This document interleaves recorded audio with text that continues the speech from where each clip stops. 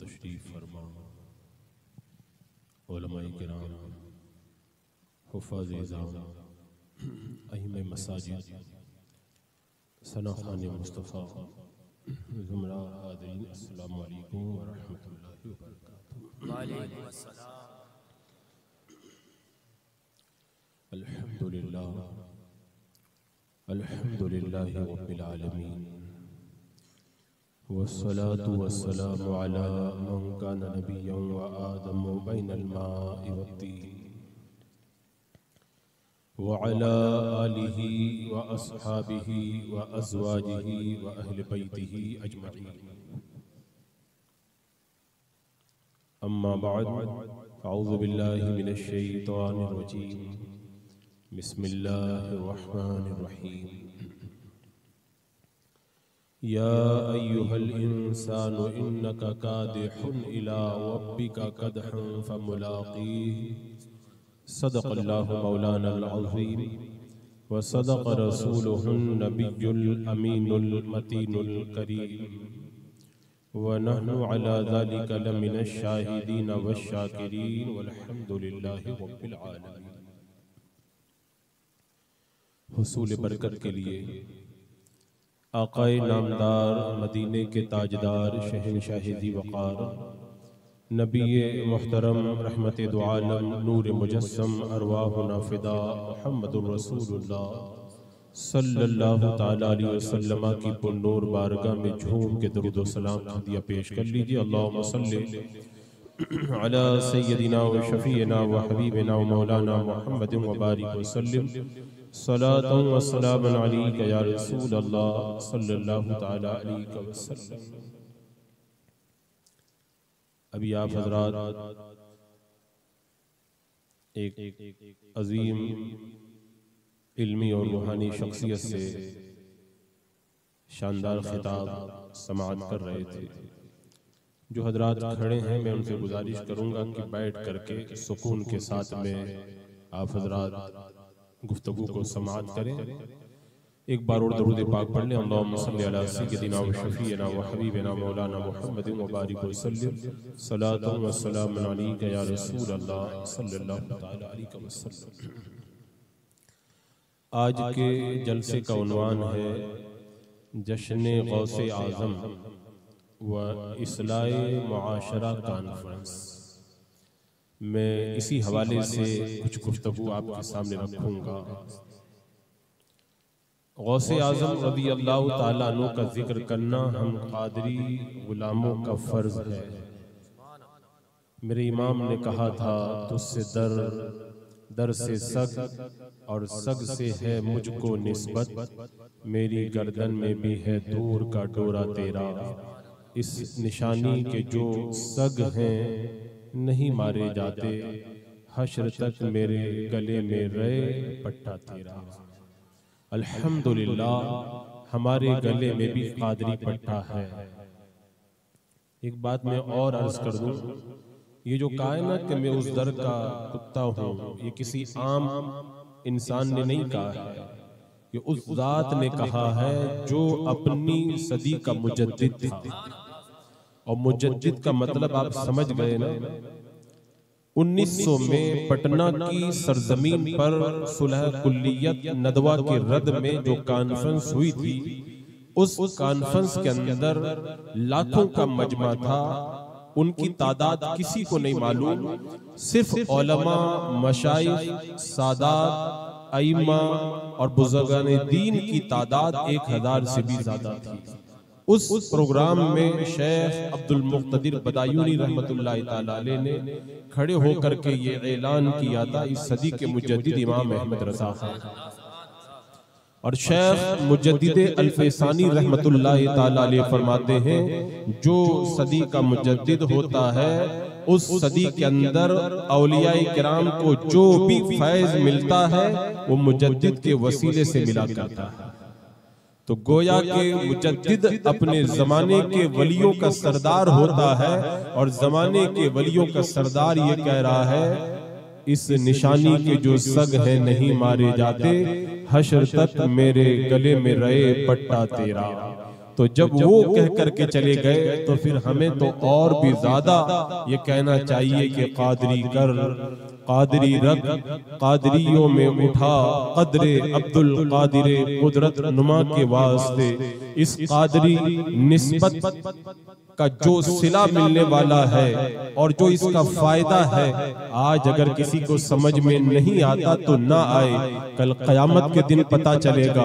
और जब जान लबों पे आएगी तब पता चलेगा ये निस्बते कादरी कितनी बड़ी दौलत है। सैयदना सरकार गौसुल आज़म रज़ी अल्लाह ताला अन्हु फरमाते हैं कि मेरा दस्ते शफ़क़त अपने मुरीदों पर ऐसे ही है जैसे आसमान जमीन पर साया फिगन हुआ करता है।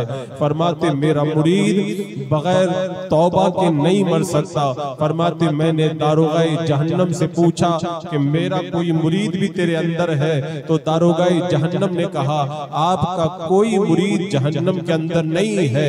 हजरत सैयदना अदी बिन मुसाफिर रज़ी अल्लाह ताला अन्हु फरमाते हैं किसी भी शेख का कोई भी मुरीद मुझसे खिरका मांगता है मैं दे देता हूँ, लेकिन गौसे आजम का कोई मुरीद अगर मुझसे खिरका मांगता है मैं नहीं देता हूँ, इसलिए कि गौसे आजम के जो मुरीद है वो समंदर में तैरने वाले हैं, और जो समंदर में तैरने वाला हो उसको नाली के पास आने की क्या जरूरत है।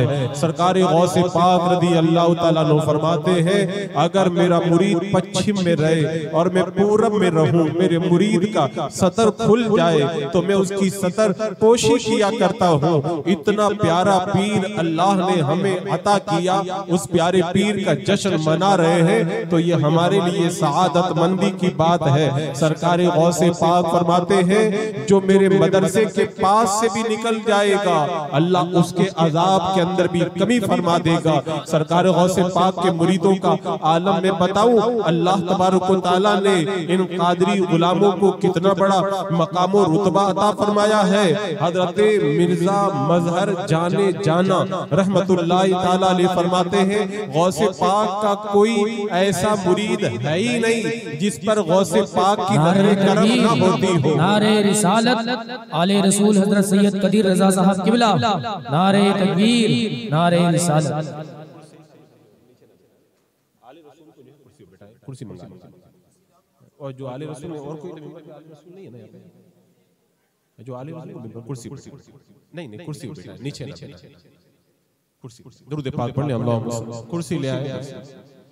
अल्लाहुम्मा सल्ली अला सय्यदिना मौलाना मुहम्मद व बारिक वसल्लिम सलातु व सलाम अलैका। इधर कुर्सी लगा देना सल्लल्लाहु तआला अलैहि वसल्लम। हम जो कादरी गुलाम है ना अपनी किस्मत पे जितना नाज करें उतना कम है। अल्लाह तबारक व तआला ने हमें जो निस्बते कादरी अता फरमाई है, एक बंदा सरकार गौसे पाक रज़ी अल्लाह तआला अन्हु की बारगाह में हाजिर हुआ और आकर के कहने लगा हुजूर मैंने अपने वालिद को ख्वाब में देखा, मेरे वालिद जहन्नम के अंदर है, आपसे दुआ की दरखास्त कर रहे हैं। सरकार गौसे पाक ने फरमाया क्या तुम्हारे वालिद ने मुझसे खिरका लिया था? का हुजूर नहीं। क्या वो मेरे मदरसे के पास से गुजरे थे? कहा हाँ हुजूर वो आपके मदरसे के पास से तो गुजरे थे। चला गया मुरीद, दूसरे दिन आया, कहा हुजूर अल्लाह तबारक व तआला ने आपके सदक़े में मेरे वालिद को जन्नत अता फरमा दी। आज रात में मैंने ख्वाब में देखा कि मेरे वालिद जन्नत के अंदर टहल रहे हैं और कह रहे हैं अल्लाह तबारक व तआला ने गौसे पाक के सदक़े में मुझे जन्नत अता फरमा दी है। तो जो बंदा दुनिया से चला जाए उस पर भी गौसे पाक की ऐसी नजरे करम रहती। ऐसा नहीं है कि वो सिर्फ नेक लोगों के लिए है। सरकारी गौसे पाक से पूछा गया हुजूर आपके मुरीदों में नेक भी है और बुरे भी हैं। सरकारी गौसे पाक ने फरमाया जो नेक है वो मेरे लिए है और जो बुरे हैं अब्दुल कादिर उनके लिए है। आपसे पूछा गया हुजूर जिन्होंने आपका खिरका नहीं पहना लेकिन अपने आप को आपका गुलाम कहते, सरकारी गौसे पाक ने फरमाया कयामत तक जो भी मुझे जो भी अपने आप को मेरी तरफ मंसूब करता है वो मेरे गुलामों के अंदर दाखिल है। कुछ लोग आए आकर के अर्ज करते हुजूर कब्रिस्तान के अंदर एक ऐसा मुर्दा है जो बहुत चिल्लाता है, उसके चिल्लाने की आवाजें कब्र से आया करती है। सरकार गौसे पाक ने फरमाया क्या मेरा मुरीद था? क्या हुजूर मुरीद तो नहीं था। सरकार गौसे पाक ने फरमाया क्या वो मुझसे ताल्लुक रखता था? मुरीदों ने नफी के अंदर जवाब दिया। सरकार गौसे पाक ने अपनी नजरों को झुका लिया।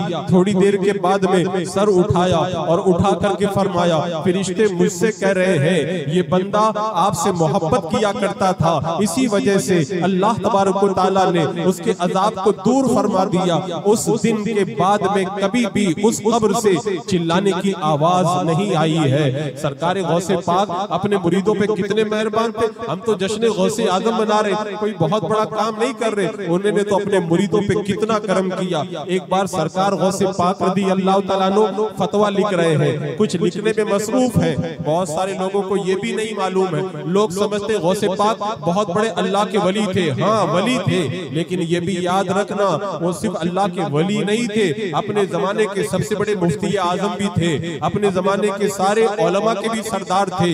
जब सारे मुफ्तियाने किराम लाजवाब हो जाते थे तो वहां पर गौसे पाक का फतवा काम आया करता था।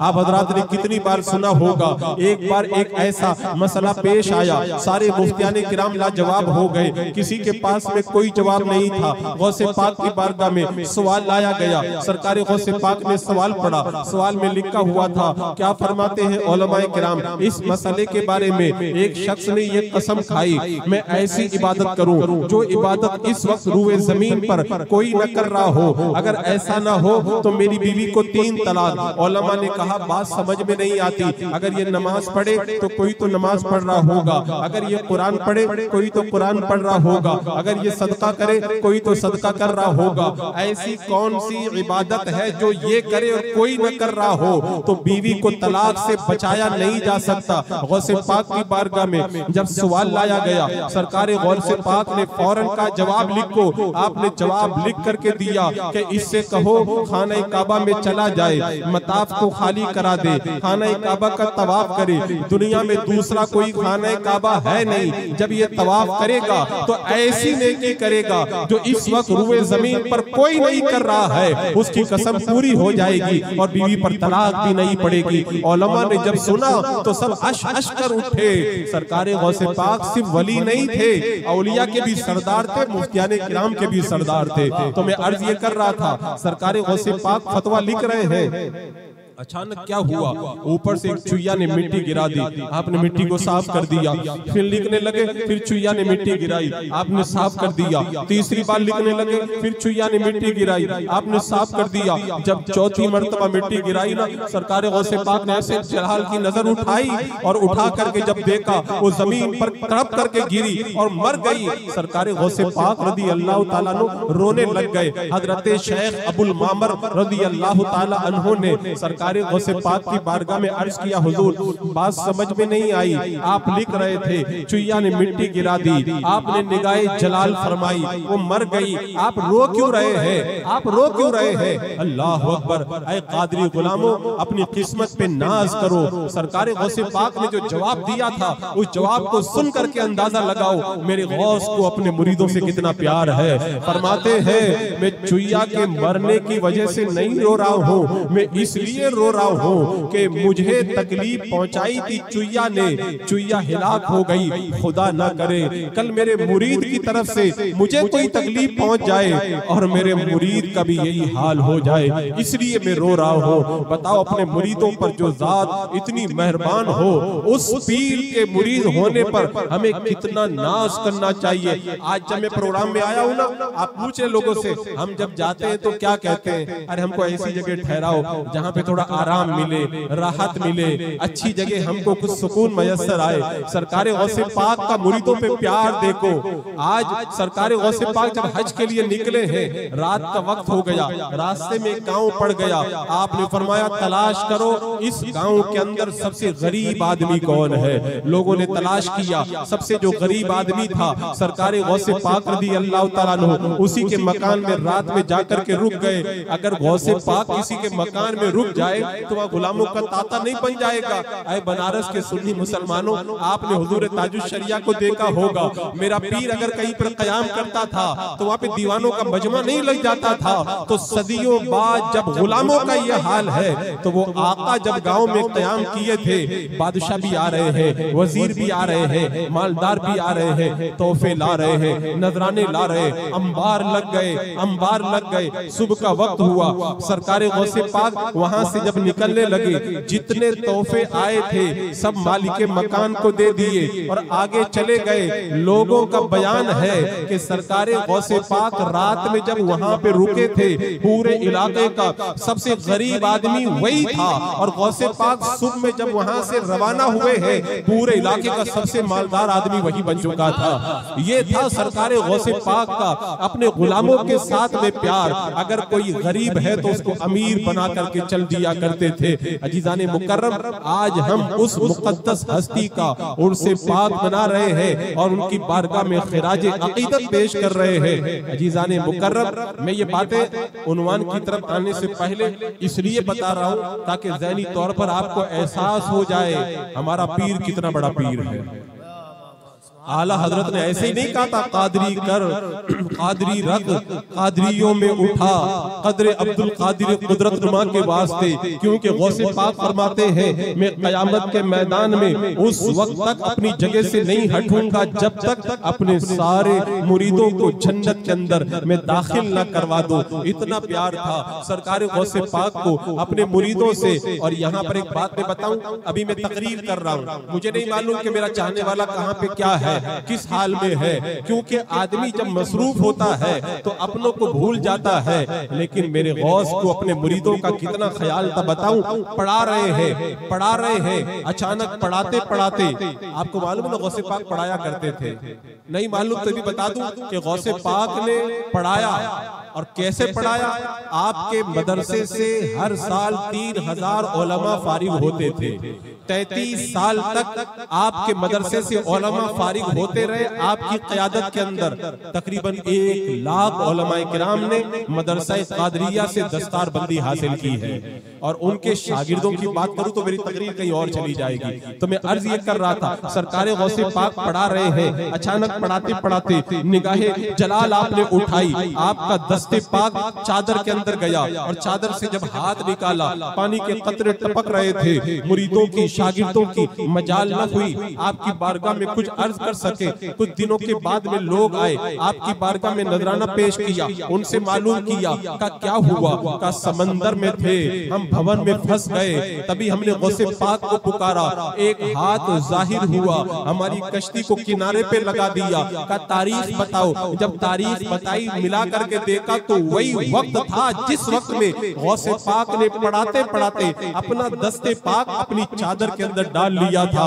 आप मुझे बताएं, जो गौसे आजम पढ़ाते पढ़ाते अपने पुकारने वालों को न भूलते हो, आज अपने गुंबद से हमारी फरियाद क्यों नहीं सुन रहे होंगे? अल्लाह अकबर। सरकार गौसे पाक रज़ी अल्लाह तआला अन्हु को मुरीदों का कितना ख्याल है। आप वुजू फरमा रहे हैं, अचानक जलाल में आए, अपने कड़ाओं को उठाया, हवा में उछाल दिया। एक मुद्दत के बाद लोग आए, आपके कड़ाओं को आपकी बारगाह में पेश किया और लोगों ने मालूम किया तो पता चला जंगल में थे, डाकुओं ने हमला किया। उन्होंने पुकारा, या गौसे आदम दस्तगीर अल मदद। तभी देखा गौसे पाक की कड़ाओं आई और जादूगर ढेर हो गए और हमने डाकुओं से नजात पाई है। ऐ कादरी गुलामों, तुम जंगल में रहो तब भी तुम्हारा पीर तुम्हें देख रहा है, तुम समंदर में रहो तब भी तुम्हारा पीर तुम्हें देख रहा है, तुम अपने घर में रहो तब भी तुम्हारा पीर तुम्हें देख रहा है। तो जश्न गौसुल वरा साल में एक बार नहीं, रोजाना जश्न गौसे आजम मनाया करो।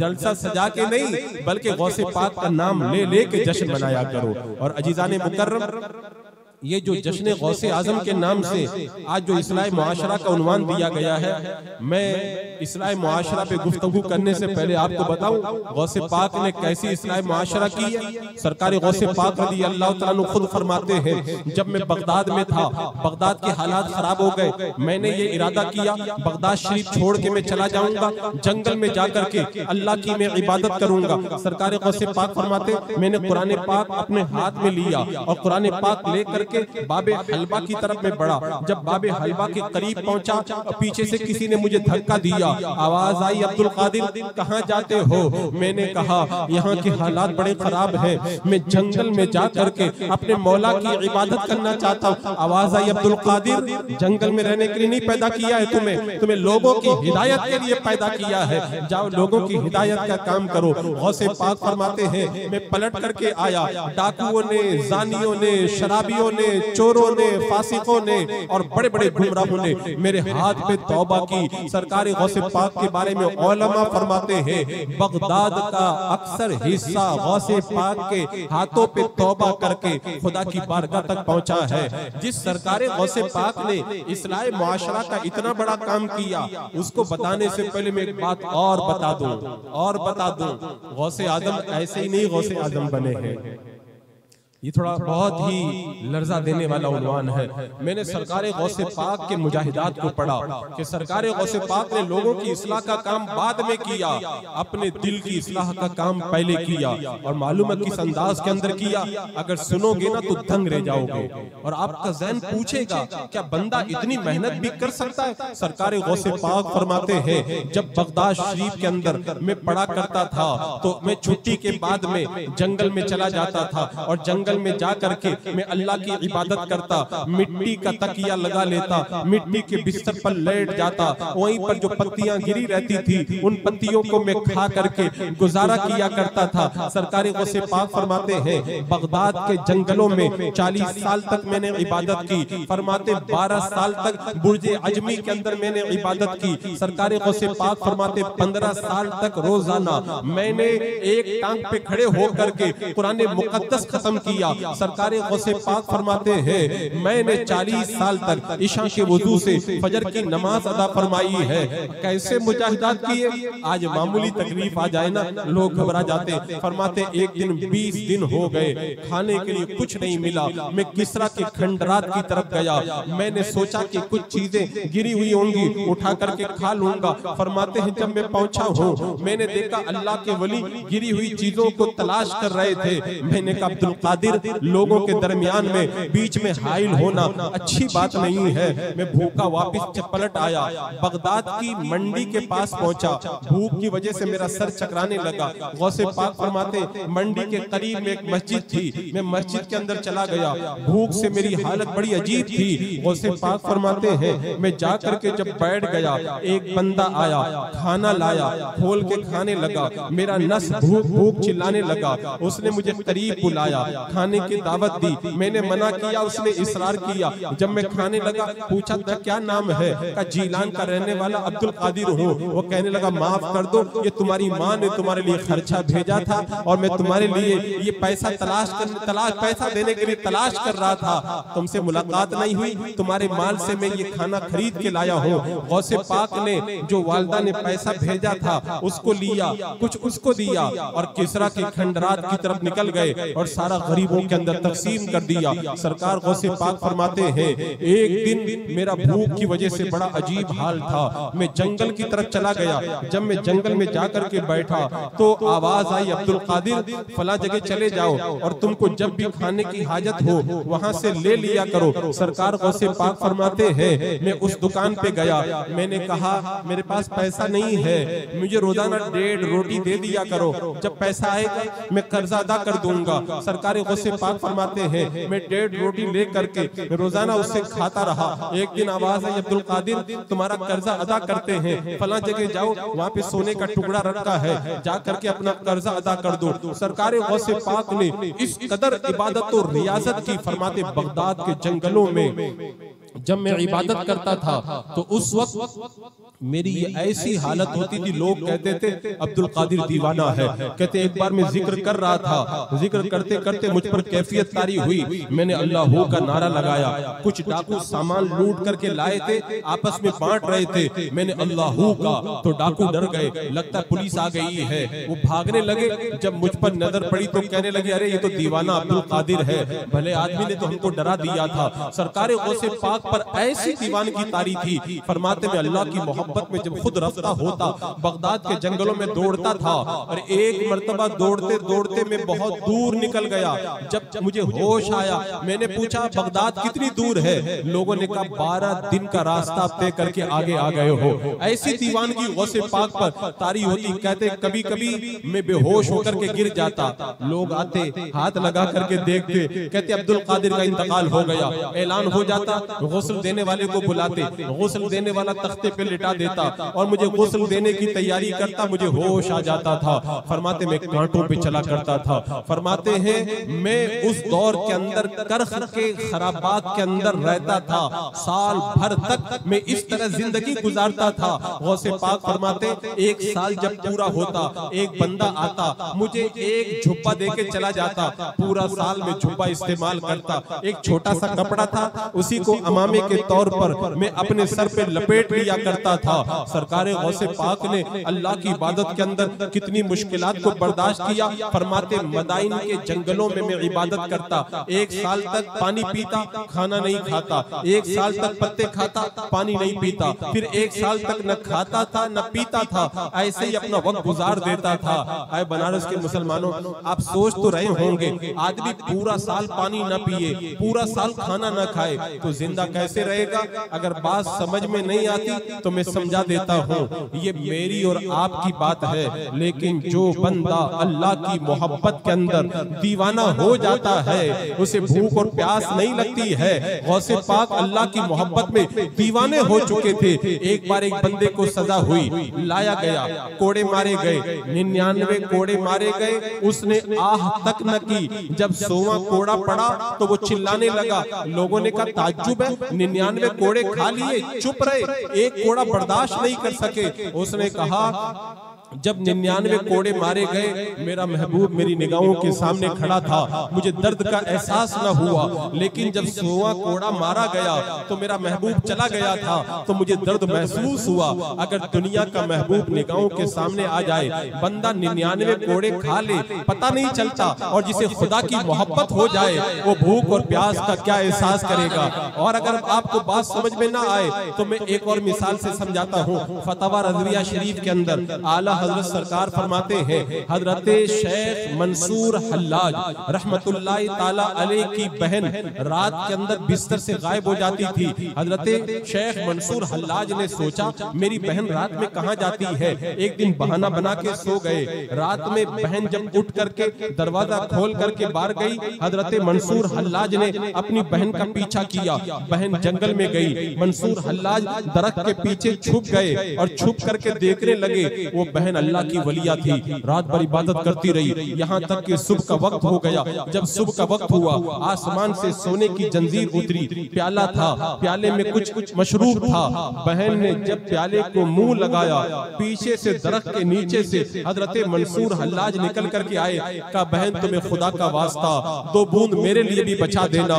बहन ने देखा कि राज फाश हो गया, 2 कतरे बचा दिए। हजरत मंसूर हल्लाज ने 2 कतरे जब अपने लबों से लगाए तो ऐसी दीवानगी तारी हुई, कहने लगे अना लहक, अना लहक, मैं अल्लाह की राह में अपनी जान कुर्बान करने का ज्यादा हकदार हूँ। लोगों ने कहा ये तो खुदाई का दावा कर रहे हैं, उन्हें फांसी पे लटका दिया। ऐ बनारस के मुसलमानों मुझे बताओ, जिसने 2 कतरे अल्लाह की मोहब्बत की शराब के पी लिए हो, वो फांसी पे लटक जाता है और अपनी जान कुर्बान कर देता है। गौसे पाक ने 2 कतरे नहीं पिए। गौसे पाक फरमाते हैं सकानिल हुब्बु का सातिल विसाली फकुल्तु लिखमरती नहवी ताली। गौसे पाक फरमाते हैं मुझे शराबे मोहब्बत के जाम पिलाए गए, और मालूम है कितने पिलाए गए। फकुल्तु लिखमरती नहवी ताली, मैंने शराबे मोहब्बत व मारिफत से कहा इधर आ, मेरे पास आ। और जब मैं शराबे मोहब्बत के अंदर मस्त हो गया,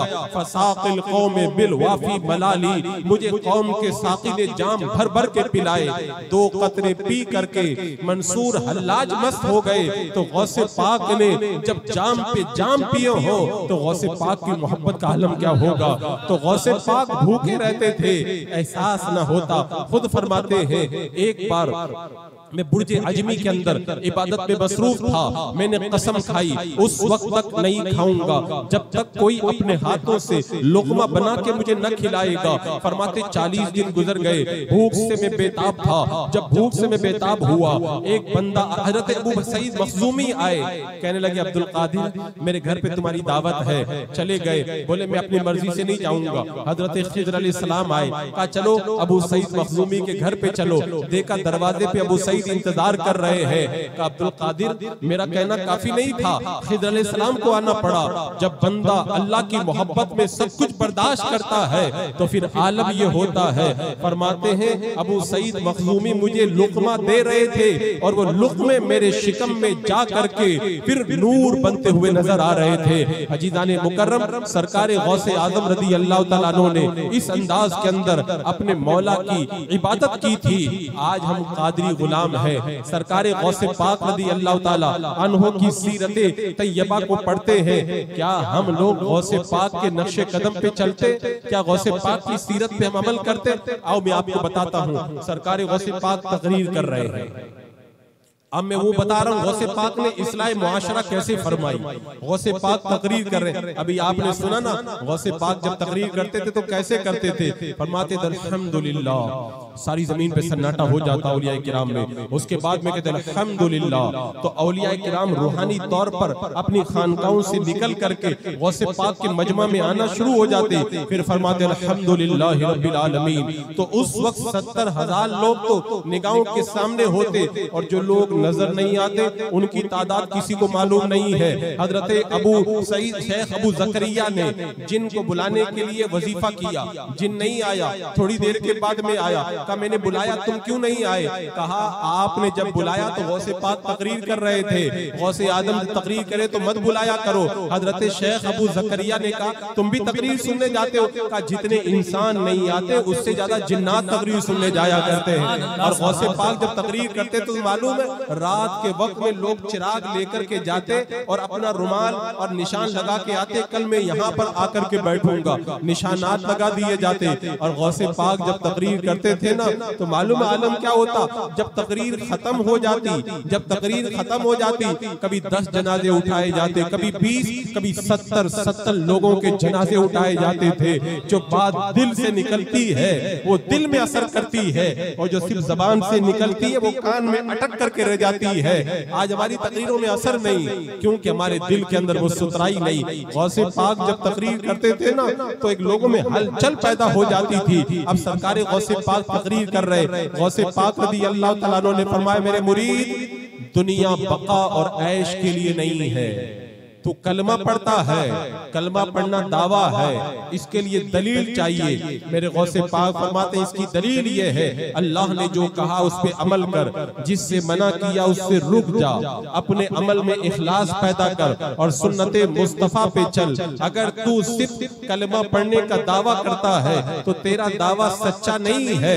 सरकार गौसे पाक ने इन 2 जुमलों के अंदर पूरे मुआशरा की इस्लाह फरमा दी। गौसे पाक क्या फरमाते हैं, दुनिया बका और ऐश के लिए नहीं है। आज हमारा मालूम आलम क्या, हम दुनिया में ऐसे रह रहे जैसे हमेशा दुनिया में रहना है। गौसे पाक फरमाते हैं जिंदगी का बाजार बंद होने से पहले पहले अमल का तोशा लेकर इससे निकल जाओ। यानी मेरे गौस ने बता दिया जब तक तुम्हारी सांसें बाकी है तुम्हें जो करना है वो कर लो, क्योंकि दुनिया में हम लोग हमेशा के लिए नहीं आए, मुसाफिर बन करके आए हैं। दुनिया के अंदर हम मुसाफिर बन करके आए हैं। अजीज़ाने मुकर्रम, मुसाफिर के बारे में आप जानते हैं ना, मुसाफिर क्या करता है? मुसाफिर सफर के अंदर जब तक रहता है उसे मालूम होता है मुझे अपने घर पे जाना है, वो रास्ते में दिल नहीं लगाता, अपने घर को याद करता रहता है। दुनिया हमारा घर नहीं है, हमारा घर वो है जहाँ से हमारे बाप हजरत आदम अलैहिस्सलाम आए थे और वो जन्नत है, जन्नत हमारा घर है। लेकिन अफसोस ये मुसाफिर दुनिया में आकर के अपने घर को भूल गया है, और जो मुसाफिर अपने घर को भूल जाए वो अच्छा मुसाफिर नहीं नहीं हुआ करता। मेरे आका ने एक सहाबी का कंधा पकड़ करके कहा था, दुनिया में इस तरह रहो जैसे मुसाफिर रहते हैं, बल्कि राह चलता मुसाफिर। हजरत अब्दुल्ला इब्न मसऊद रज़ी अल्लाह ताला अन्हु कहते हैं, मैं कौनैन के दूल्हा की बारगाह में गया, सरकार चटाई पर आराम फरमा थे और चटाई के निशानात मेरे आका के जिस्म अतहर के ऊपर पड़ गए। मैंने अर्ज की, या रसूल अल्लाह, अगर आप हुक्म दे दें, अगर आप हुक्म दे दें तो आपके लिए नरम बिस्तर लगा दे। मेरे आका ने इरशाद फरमाया, मुझे दुनिया से क्या मतलब है ऐ इब्ने मसूद, मैं तो ऐसे ही हूँ दुनिया के अंदर जैसे कोई मुसाफिर दरख्त के नीचे आराम करता है और फिर उसके बाद में आगे चला जाता है, दरख्त को छोड़ करके चला जाता है। अजीजाने मुकर्रम, आज हम दुनिया में हैं, कल हमको भी दुनिया छोड़ करके जाना है। आज हम मुसाफिर बन करके दुनिया में जिंदगी गुजार रहे हैं। मैंने कुरान की जो आयत करीमा खुतबे के बाद पढ़ी, रब फरमाता है, या अय्युहल इंसान, ऐ इंसान, इन्नका कादिहुन इला रब्बिका कदहन फमुलाक़ीह, तुझे यकीनन अपने रब की तरफ दौड़ना है और अपने रब से मुलाकात करना है। आज हम दुनिया में मुसाफिर हैं, हमें दौड़ करके आखिर में रब की बारगाह में जाना है। अगर अच्छे मुसाफिर हैं तो क्या मिलेगा? अच्छा सिला मिलेगा। आपको मालूम है ना, दुनिया में दो तरह के मुसाफिर होते हैं, एक कामयाब मुसाफिर, एक नाकाम मुसाफिर। कामयाब मुसाफिर वो है जिसके बारे में रब फरमाता है, फअम्मा मन ऊतिया किताबहु बियमीनिही फसौफ युहासबु हिसाबन यसीरा वयनक़लिबु इला अहलिही मसरूरा, जिसको नामे आमाल दाहिने हाथ में दिया जाएगा, उसका आसान हिसाब होगा और अपने घर वालों की तरफ खुशी खुशी जाएगा। और फरमाया, व अम्मा मन ऊतिया किताबहु वरा ज़ारी फसौफा यदउ सुबूरा व यसला सईरा, जिसका नामे आमाल पीठ के पीछे से दिया जाएगा, वो मुश्किल में पड़ेगा, उसका हाल क्या होगा? हाय मौत चिल्लाएगा। अजीजाने मुकर्रम, सरकार गौसे पाक फरमाते, दुनिया बाकी रहने के लिए नहीं है। आज हमने दुनिया में मालूम है कितना दिल लगा लिया, हम समझते हमें दुनिया छोड़ करके कभी जाना नहीं है। हजरत अनस रज़ी अल्लाह तआला अन्हु ने फरमाया था, ऐ लोगों, 2 दिनों को हमेशा याद रखना और 2 रातों को हमेशा याद रखना। 2 दिनों में से पहला दिन वो है जब हजरत मलकुल मौत हमारी रूह कब्ज करने के लिए आएंगे। सरकार गौसे पाक ने अपनी तकरीर के अंदर यही बताया है, दुनिया बका के लिए नहीं, एक दिन हजरत मलकुल मौत हमारी रूह कब्ज करने के लिए जरूर आएंगे। आगे बढ़ने से पहले मैं गौसे पाक की तकरीर को समझाने के लिए बता देता हूँ। लोग समझते हैं आज दुनिया में है, कल मर जाएंगे और मर जाएंगे। मरना भी इतना आसान नहीं है। मेरे आका फरमाते, मौत के वक्त में बंदे को इतनी तकलीफ होती है, जिस तरह 1000 तलवारें अगर किसी बंदे पर एक साथ में चलाई जाए तो जितनी तकलीफ होती है मौत के वक्त में, उससे ज्यादा बंदे को तकलीफ होती है। एक रिवायत में आता है, अगर मरते वक्त में मरने वाले बंदे को फरिश्ते बांध करके न रखे तो मरने वाला बंदा छटपटाता फिरेगा। जिस तरीके से मुर्गा जब ज़िबा किया जाता है तो वो छटपटाया करता है। मौत के वक्त में बंदे को कितनी हसरत होती है। मेरे आका फरमाते हैं, हर बंदा हसरत के साथ मरेगा। जो नेक होगा उसको हसरत होगी और नेकियां कर लेता तो अच्छा रहता, और जो बुरा है उसको हसरत होगी, काश मैं बुरे काम न करता। किसी को भी हसरत के बगैर मौत न आएगी। जब हजरत मलकुल मौत आएंगे ना, कुरान में फरमाया गया 2 जगह ऐसी हैं जहां पे बंदे को बड़ा अफसोस होता है।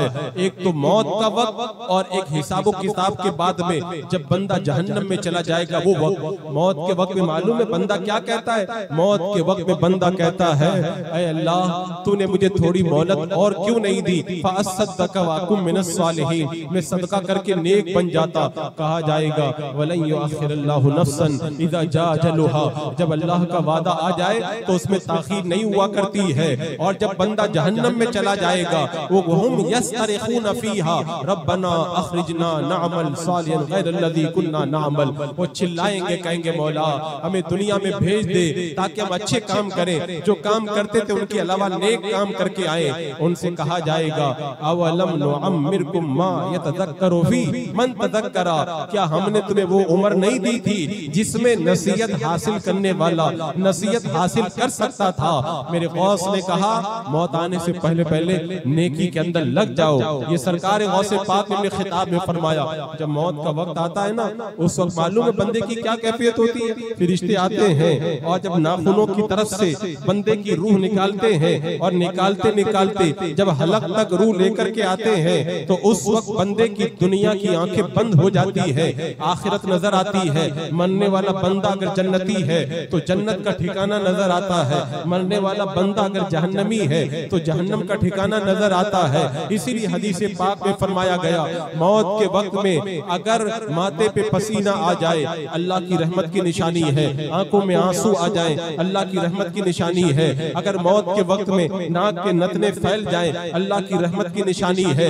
क्योंकि मरने वाला बंदा जब जन्नत में अपना ठिकाना देखता है तो उसको अफसोस होता है मेरा रब इतना करीम, मेरे लिए रब ने जन्नत तैयार करके रखी और मैंने इतने बुरे काम किए। वो रो पड़ता है, पसीने में शराबोर हो जाता है। और अगर मौत के वक्त में चेहरे का रंग उड़ जाए, मुंह से झाग निकलने लगे, ऊंट की तरह आवाज गले से आने लगे, ये अजाब की निशानी है। जब जहन्नम को देखता है उसकी हालत खराब हो जाती है। और जब तक रूह हलक तक ना आए तब तक बंदा तौबा कर ले, तौबा कबूल है। काफिर मोमिन हो जाए ईमान कबूल है, लेकिन रूह जब हलक तक आ जाए न तौबा कबूल है और न उस वक्त के अंदर ईमान लाना मकबूल है। इसीलिए फरमाया गया इससे पहले कि तुम्हारी रूह हलक तक आए अपने रब की बारगाह में तौबा करके अपने मौला को राजी कर लो, अल्लाह राजी हो जाता है। लेकिन जब जान हलक में आ गई फिर तुम कहोगे मौला राजी हो जा, तब फिर मौला राजी नहीं होता है। हजरत बैलोल दाना रहमतुल्लाह तआला अलैह बगदाद के बाजार में बैठ करके रो रहे हैं। एक शख्स ने पूछा क्या बात है? का अल्लाह और बंदों में सुलह करवा रहा था। का सुलह हो गई? का सुलह नहीं हुई? का क्यों नहीं हुई? का अल्लाह तो राजी होता, बंदा नहीं राजी होता। और आप देख रहे हैं हर साल तकरीर होती है, बंदा नहीं राजी होता। हर साल खिताब होता है, बंदा नहीं राजी होता। लेकिन बैलोल दाना जब दूसरे दिन कब्रिस्तान में रो रहे थे, लोगों ने पूछा आज क्या बात है? का आज बंदा राजी होता, अल्लाह आज राजी नहीं होता है। बंदा जब कब्र में चला जाता है ना, कहता है अल्लाह मैं मान गया। रब फरमाता था अब तौबा का दरवाजा बंद हो चुका है। तो सरकार गौसे पाक ने फरमाया दुनिया बका और ऐश के लिए नहीं है, इससे पहले कि तुम्हारी रूह निकल जाए उससे पहले पहले अल्लाह की बारगाह में तौबा कर लो। मैं एक बात यहाँ पर यह भी अर्ज कर दूं, लोग कहते हैं हालात बड़े खराब है, क्या करें? मैं कहता हूँ हालात खराब है तो गुनाहों की वजह से खराब है। तौबा कर लो, अल्लाह राजी हो जाएगा, हालात अच्छे हो जाएंगे। हजरत इब्राहिम बिन अदहम रज़ी अल्लाह तआला बगदाद के एक गांव में पहुंचे, मस्जिद के अंदर पहुंचे। जब मस्जिद में रुकने का इरादा किया रात के वक्त में, तो मौजिन ने कहा रात में मस्जिद में रुकना मना है। आपने कहा मुसाफिर आदमी हूँ, रुकने का वक्त दे दो। कहा नहीं रुकने दूंगा। आपने इसरार किया, मौजिन ने टांग पकड़ करके मस्जिद से बाहर निकाल दिया। एक बंदे ने देखा तो कहा हुजूर मेरे घर पे चले, मैं अपने घर में आपको रुकवा देता हूँ। इब्राहिम बिन अदहम को घर पे लेकर के गया और दस्तरखान लगाया। हजरत इब्राहिम बिन अदहम ने देखा वो दस्तरखान लगा रहा है, खाना ला रहा है, होठ हिल रहे हैं। पूछा क्या पढ़ रहे हो? तुम्हारे होठ रुकते नहीं है। वो कहने लगा मैं हर वक्त तौबा करता रहता हूँ। कहा तौबा करने से फायदा क्या मिलता? कहा जो मांगता हूँ अल्लाह वो अता फरमा देता है। कहा जो मांगते हो रब दे देता है। कहा सब दे दिया। क्या कोई अभी तुम्हारी मांग पूरी नहीं हुई? ऐसा भी हुआ है? कहा एक मांग अभी पूरी नहीं हुई है, बाकी अल्लाह ने तौबा की बरकत से सब कुछ दे दिया। कहा क्या पूरा नहीं हुआ? कहा मैंने दुआ की है मौला मरने से पहले पहले इब्राहिम बिन अदहम का चेहरा दिखा दे। हजरत इब्राहिम बिन अदहम ने कहा तूने तौबा की, अल्लाह ने तेरी मुराद पूरी कर दी और इब्राहिम बिन अदहम की टांग पकड़ के तेरे घर पे ला करके डाल दिया है। बंदा अगर तौबा करे ना रब की बारगाह में जो मांगता है अल्लाह वो अता फरमा देता है। आज हमारे जो हालात खराब है, हमारी हालत तो ये हो गई है। गौसे पाक क्या फरमाते? कलमा पढ़ना दावा है। अगर तुम कलिमा पढ़ो और अल्लाह के हुक्म पर न चलो तो तुम अपने दावे में झूठे हो। आज हमारा हाल देख लो, हमारा दावा कितना झूठा है। हमारा दावा तो इतना झूठा। एक स्टूडेंट मेरे पास में आया, आकर के कहने लगा कि मेरी बहन ने ख्वाब देखा है, ख्वाब के अंदर हमारा मकान टूट करके गिर गया। वो जब से उठी है तब से रो रही है, चुप्पी नहीं हो रही है। हमने डॉक्टर को भी दिखा दिया, तावीज भी पहना दिया, लेकिन उसको सदमा हो गया। ऐ बनारस के मुसलमानों अपने दिल पे हाथ रख करके बताओ ख्वाब ख्वाब होता है, सपना सपना होता है। अगर बंदा सपने में कोई हादसा देख ले तो रोने लग जाता है, फोन करके कहता है हजरत मेरे ख्वाब की ताबीर बता दो, मुझे बहुत घबराहट हो रही है। ख्वाब से डरने वाले खुदा से क्यों नहीं डरते हैं? ख्वाब से डरने वाले कुरान में जो रब ने जहन्नम से डराया है उससे क्यों नहीं डरते हैं? हमारा ये हाल है। हमने ख्वाबों को तो अहमियत दी है, लेकिन अल्लाह और उसके फरामीन को हमने उतनी अहमियत नहीं अता फरमाई है। काश हमारे दिलों के अंदर अल्लाह उसके रसूल के फरामीन की भी उतनी अहमियत होती। बैठे रहे माशाअल्लाह, बैठे रहे आप हज़रात अदब के साथ बैठे। नारे तकबीर, नारे रिसालत, नारे रिसालत। शहंशाह तरन्नुम हजरत हाफिज़ो कारी सैयद आरिफ जिलानी साहब किबला, नारे तकबीर, नारे रिसालत। तो सैयद साहब के लिए कुर्सी रख, आले रसूल को नीचे न बिठाएं। दुरूद पाक पढ़ लें। अल्लाहुम्मा सल्ली अला सय्यद, कुर्सी ले आए, आले रसूल। अल्लाहुम्मा सल्ली अला सय्यदिना मौलाना मुहम्मद व बारिक वसल्लम सलातन व सलाम अलैका या रसूल अल्लाह सल्लल्लाहु तआला अलैहि वसल्लम। सरकार गौसे पाक ने फरमाया ना, हमारा दावा कितना सच्चा है और कितना झूठा है। मैं अपनी हालत बता रहा हूँ, हमारी ये हालत हो चुकी है। हम सपने से डर जाते, लेकिन अल्लाह उसके रसूल के फरमान से सुन करके हमारे दिलों में खौफ नहीं पैदा होता। एक बच्चा मेरे पास में आया, एक बच्चा मेरे पास में आया, कॉलेज का बच्चा आके कहने लगा कि हजरत मेरा हाल ये है, मैं नमाज के बाद में मस्जिद के अंदर बैठ जाता हूँ तो मेरे घर वाले कहते हैं मुझसे, तकरीर में डिस्टर्ब ना करें, तशरीफ रखे ऊपर। मेरे घर वाले कहते हैं अगर नमाज पढ़ने के बाद में अगर आप फौरन घर पे नहीं आओगे तो हम तुम्हें मस्जिद के अंदर जाने नहीं देंगे। ये हमारा हाल हो चुका है। एक स्कूल का बच्चा मुझसे आकर के कहने लगा मैं दाढ़ी रखना चाहता हूँ, मैं दाढ़ी रखना चाहता हूँ। मेरे बाप ने कहा दाढ़ी रखोगे तो घर से निकाल दिया जाएगा। आप मुझे बताएं गौसे पाक ने क्या फरमाया? हम कलमा तो पढ़ते हैं लेकिन कलमा का तकाजा हम पूरा नहीं करते तो हमारा दावा झूठा है। आज हमारी हालत क्या हो गई? मैं कसम खा के कहता हूं, अगर आज भी हमारी हालत अच्छी हो जाए ना तो कुफ्र लर्जा पर अंदाम हो जाएगा। आपको मालूम है जब बाबरी मस्जिद शहीद की गई उस वक्त बाद में एक हिंदू कलमा पढ़ के मुसलमान हो गया। वो बाबरी मस्जिद पर फावड़ा चलाने वालों में सबसे आगे था। लोगों ने उससे पूछा कि तुम क्यों मुसलमान हो गए? तो कहने लगा मुझे इस्लाम के बारे में गलत मालूमात बताई गई थी, लेकिन जब मैंने इस्लाम को सही तरीके से पढ़ा तब मुझे पता चला इस्लाम कितना पाकीज़ा मजहब है। आप मुझे बताएं, हमने गलत किरदार की वजह से हमने इस्लाम की तालीमात को लोगों तक नहीं पहुंचाया।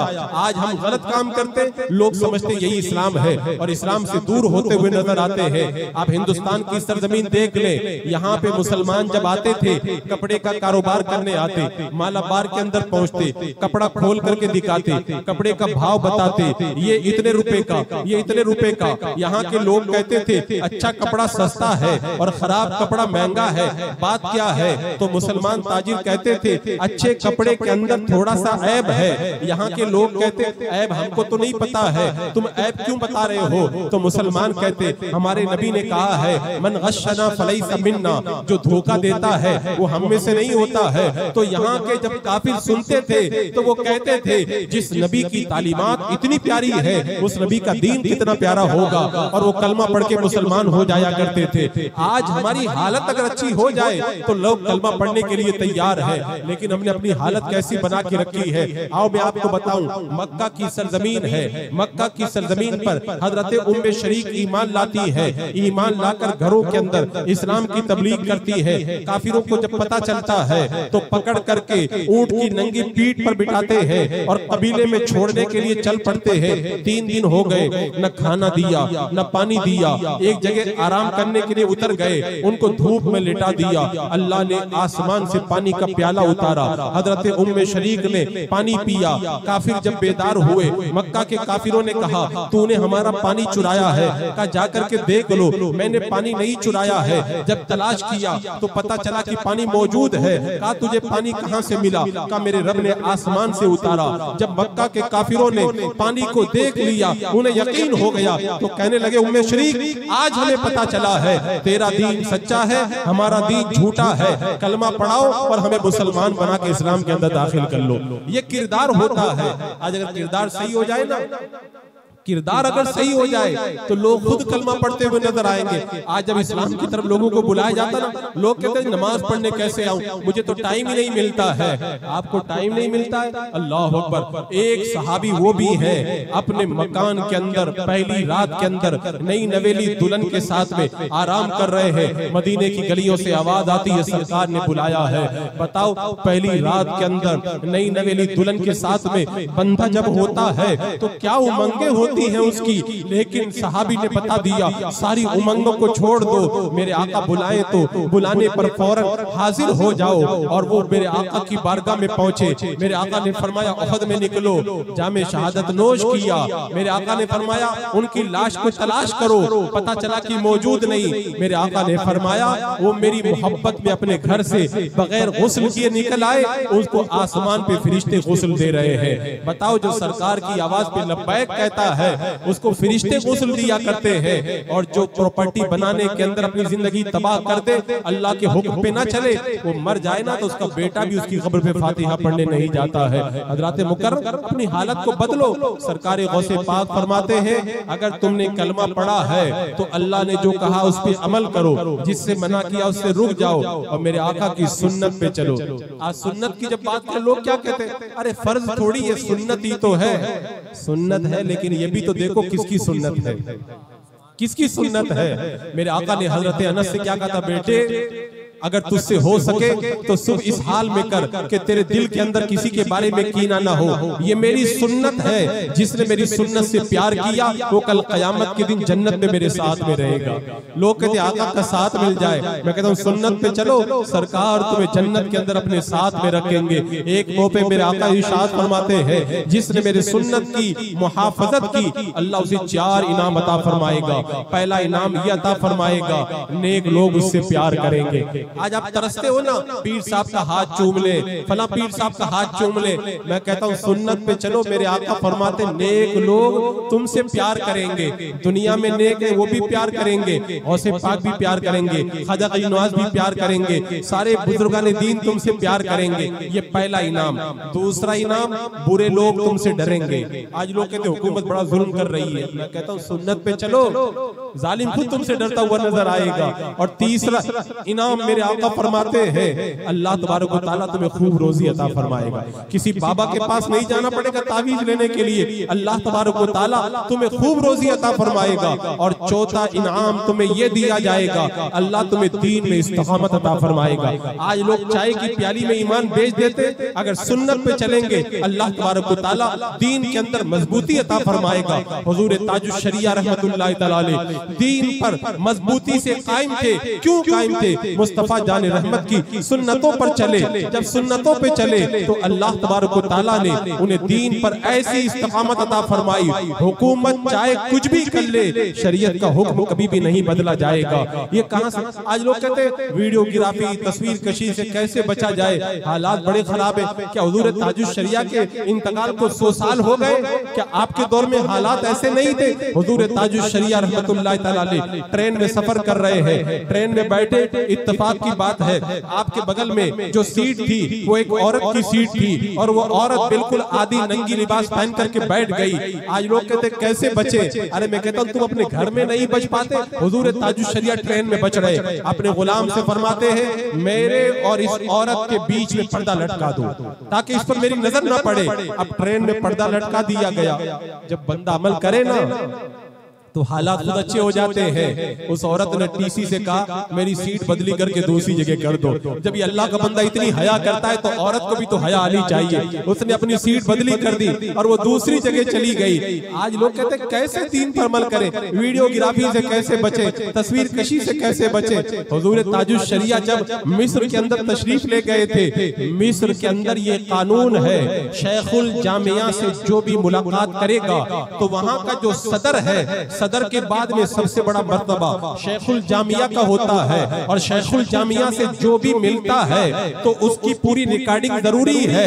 ये हुकूमत का कानून है, लेकिन बंदा अपने मुल्क का कानून नहीं बदल पाता, और मर्द कलंदर दुनिया का कानून भी बदल देता है। हुजूर ताजुश शरिया रहमतुल्लाह तआला अलैह शेखुल जामिया से मुलाकात के लिए जब हाल में पहुंचे तो फौरन ऐलान कर दिया कि तस्वीर खिंचवाना हराम है। लोगों ने कहा कि यहाँ पे तो मामूल है, तस्वीर बनेगी। शेखुल जामिया से बात की गई, कहा जब शेख अख्तर रजा हराम कहते हैं तो फिर सारे कैमरों को हटा लिया जाए। मर्द कलंदर के आगे कानून झुकता हुआ नजर आया, सारे कैमरे हटा दिए और हुजूर ताजुश शरिया ने बता दिया, हालात चाहे कैसे भी हो, तुम जब मुस्तफा की सुन्नत पे चलोगे अल्लाह तबारक व तआला गैब से तुम्हारी मदद का सामान पैदा फरमा देगा।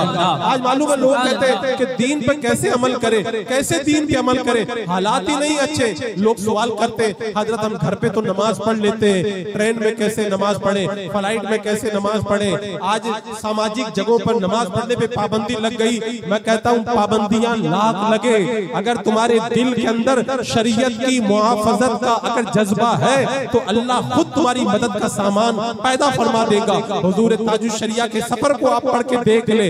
आज मामूली तकलीफ की वजह से लोग नमाजों को छोड़ते हुए नजर आए और कहते हैं कि हम हुजूर ताजुश शरिया के गुलाम हैं। गुलाम ताजुश शरिया नमाज नहीं छोड़ता, गुलाम ताजुश शरिया वो करता है जो ताजुश शरिया ने कहा था। क्या कहा था? जब मुरीद बनाया, हाथ में हाथ दिया था, कहा था पढ़ मेरे मुरीद, मैं पांचों वक्त की नमाजें पाबंदी से अदा करूंगा।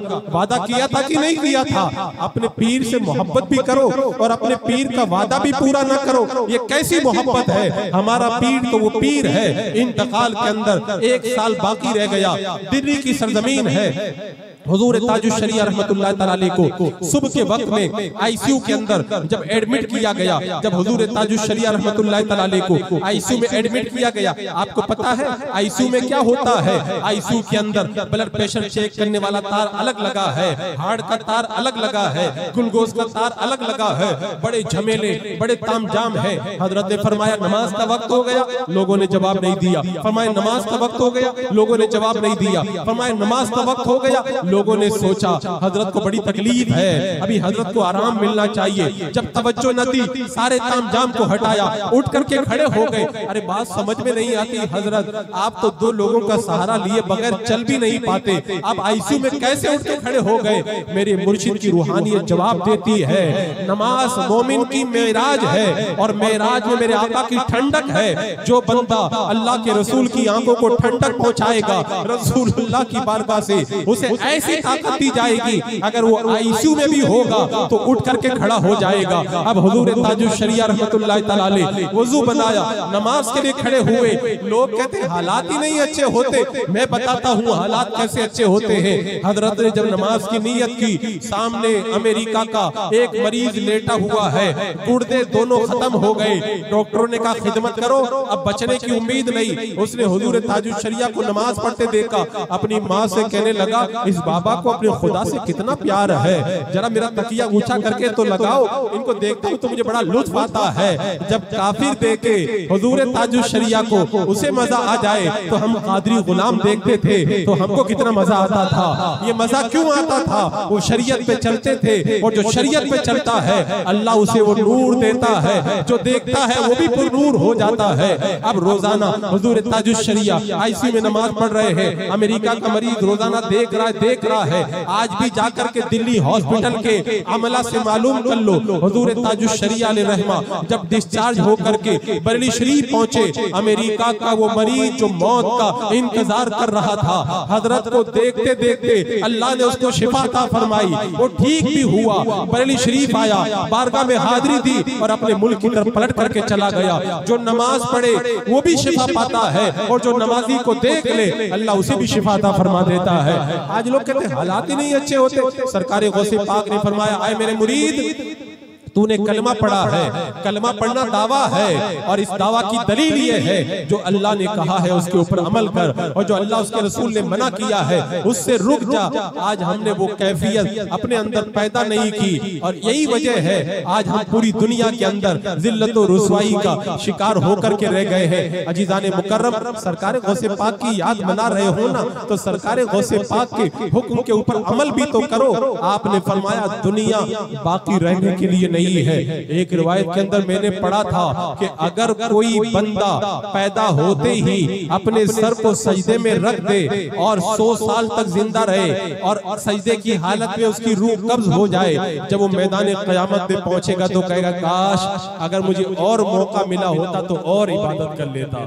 100 साल की इबादत भी क़यामत के मैदान में ऐसे लगेगी। हजरत काबे आबार कहते हैं अगर बंदा क़यामत के मैदान में 70 नबियों के अमल लेकर के हाजिर होगा तब भी उसको लगेगा काश मैं और नेकियां करता तो अच्छा रहता, मैंने तो बहुत कम नेकियां की है। अजीजाने मुकर्रम, अगर आप कादरी गुलाम हो तो गौसे पाक के फरमान पे अमल करो। मेरे गौस कहते हैं सुन्नतों पे चलो। आज तो लोग फैशन पे चलते हुए नजर आ रहे हैं, सुन्नतों पे चलता हुआ कौन नजर आ रहा है? बंदा जब सुन्नत पे चले तो मालूम है क्या होता है? अल्लाह अकबर। हजरते इमाम आज़म अबू हनीफा रज़ी अल्लाह तआला अन्हु तन्हाई के अंदर है, आपने अपने कदमों को समेट के रखा। इमाम दाऊद ताई ने कहा हुजूर अपने पाँव को फैला ले, यहाँ पे कोई देखने वाला नहीं। फरमाया मैं सुन्नत पे अमल करने के लिए अपने पाँव को समेट के रखूंगा क्योंकि सुन्नत पे अमल करना मुझे बड़ा अच्छा लगता है। ये हमारे इमाम का तरीका। इसी तरह हजरत इमाम अहमद बिन हम्बल रज़ी अल्लाह तआला अन्हु एक बार सफर में जा रहे हैं, रास्ते में दरिया पड़ा, सब लोग नंगे होकर के दरिया में नहाने लगे। इमाम अहमद बिन हम्बल को मेरे आका का फरमान याद आया, लोगों के सामने नंगा होना जायज नहीं है, आप कपड़ों के साथ में गुस्ल कर लिए। रात में सोए, ख्वाब में कोई आया, आकर के कहने लगा तुमने रसूलुल्लाह की सुन्नत पे अमल किया, अल्लाह ने तुम्हें कौम का इमाम बना दिया है। पूछा तुम कौन हो? कहा मैं जिब्रील अमीन हूँ, तुम्हें बशारत देने के लिए आया हूँ। बताओ बंदा सुन्नत पे अमल करे, अल्लाह उसे कौम की इमामत अता फरमा दे, और जो सुन्नत को छोड़ दे तो क्या होता है? तरीके मुस्तफा को छोड़ना है, वजह बर्बादी। इसी से कौम दुनिया में हुई है बेइक़्तिदार, अपनी हमें करनी है शहनशाही बतहा की रजा, जो ही वो अपने हो गए तो रहमते परवरदिगार अपनी। दुनिया के आए मुसाफिर, मंजिल तेरी कब्र है, तय कर रहा है जो तू 2 दिन का वो सफर है।